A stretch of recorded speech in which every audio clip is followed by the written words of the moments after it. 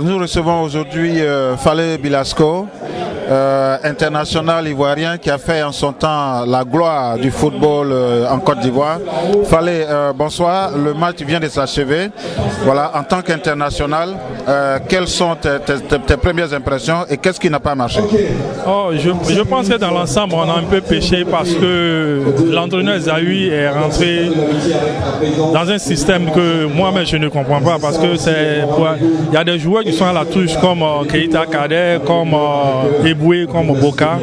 Tu pouvais rentrer plus fraîchement et puis nous apporter un plus. Parce que là, on a beaucoup péché, surtout sur les côtés. On veut forcément faire dominer le milieu de terrain alors qu'on ne peut pas dominer le milieu de terrain parce qu'on a des joueurs récupérateurs. Donc il faut exploiter les couloirs pour pouvoir évoluer et puis pour pouvoir envoyer des occasions de but comme Drogba qui est devant. Et puis on pouvait faire entrer encore le petit Wilfried, soutenir Drogba comme deuxième attaquant.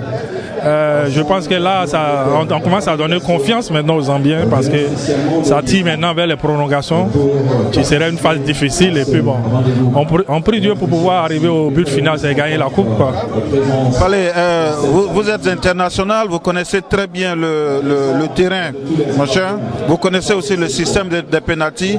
Alors, au moment où Didier Drogba a raté ce pénalty, tout de suite là, au sein de vous, qu'est-ce que vous êtes dit? Bon, logiquement, moi je toujours réanime ma défense et puis mon milieu de terrain pour leur dire que c'est pas fini, que c'est nous qui devons tenir. Tant que nous n'accroissons pas, la bataille continue toujours. Mais je pense que dans cette équipe de Côte d'Ivoire, il n'y a pas un leader. Non, logiquement, quand il y a un penalty, c'est pas le tireur qui va au but, c'est quelqu'un d'autre qui prend le ballon et tu proposes, tu lui demandes est-ce que tu es prêt pour le penalty. Quand tu dis tu es prêt, il te donne le ballon. Mais depuis un moment donné, quand il y a un penalty, c'est Drogba qui est au devant. Ben, je pense que ça peut arriver à tous les grands joueurs, à tout le monde. Est-ce que ce n'est pas l'adage que la plupart du temps les grands joueurs ne marquent pas le but des penalty? Je pense pas. En fait, c'est toi-même ta concentration individuelle. Et si tu n'es pas prêt dans la tête, tu vas louper le penalty. Mais si tu es prêt, tu marques le penalty. Ça a été des coïncidences, mais c'est pas évident que tous les joueurs loupent le penalty. Fallait, merci et puis bon retour à Maryland. Tu es venu spécialement de Maryland pour fêter avec nous parce que la victoire, elle est ivoirienne.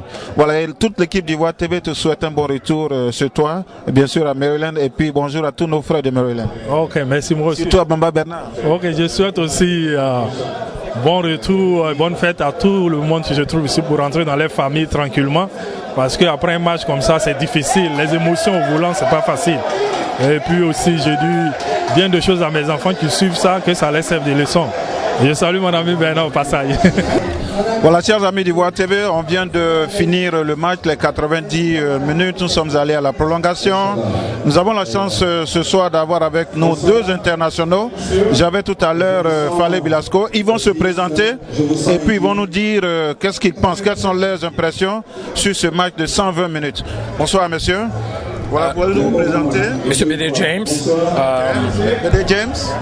Adou Amani Célestin. Quelle était votre équipe d'antan? Joué au Stella Club d'Abidjan et à l'Africa Sport National. B.D. James. Le Sporting Club de Toulon, la SEC et l'Africa. Ok. Voilà, nous venons de... Le Stella. Voilà.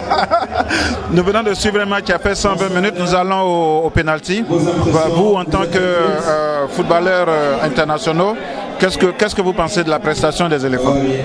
Bon, d'abord, ce que je voudrais dire, c'est que pour moi, le classement a été un peu trop faussé. D'abord les changements et Kader et comment il s'appelle l'autre qui est Boka, en principe devaient se trouver sur le terrain parce que c'est des personnes qui sont pas précises et il faut mettre des joueurs qui ont déjà l'expérience et ce qui n'a pas été fait. Mais bon, on est obligé de faire avec ce qu'on a sur la main. Mais bon, je pense qu'avec la manière dont nous avons joué aujourd'hui, Yaya Ouattara gardait trop le ballon. Et pour pouvoir faiblir cette défense zambienne, il fallait quelqu'un qui puisse récupérer le ballon. Il a donné tout de suite parce que Drogba se retrouvait vraiment tout seul contre 4 ou 5 joueurs. Et chose qui n'est pas vraiment facile. Bon, on est en penalty, c'est une question de chance maintenant. C'est tout.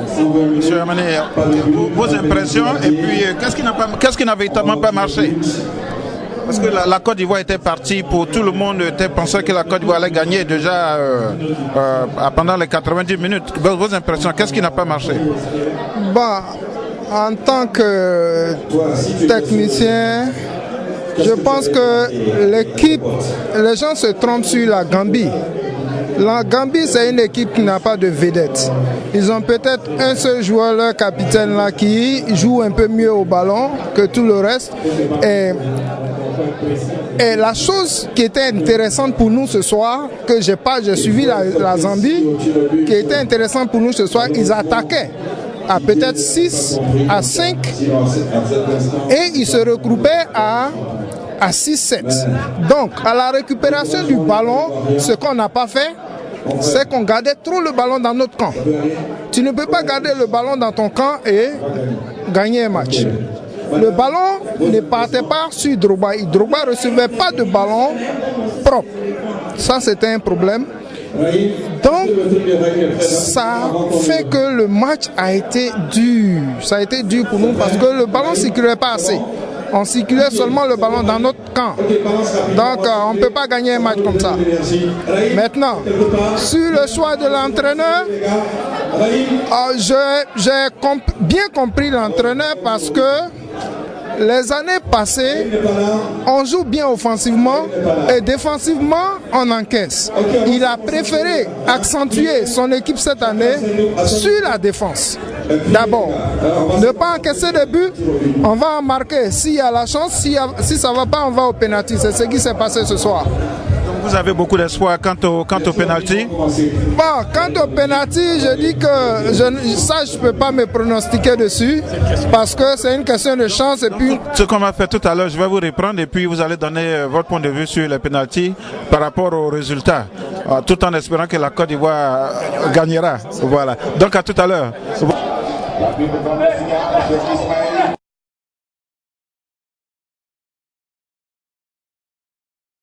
Vous l'avez découvert ici. Encore un hit que vous avez découvert. Ivoire TV. Ivoire TV.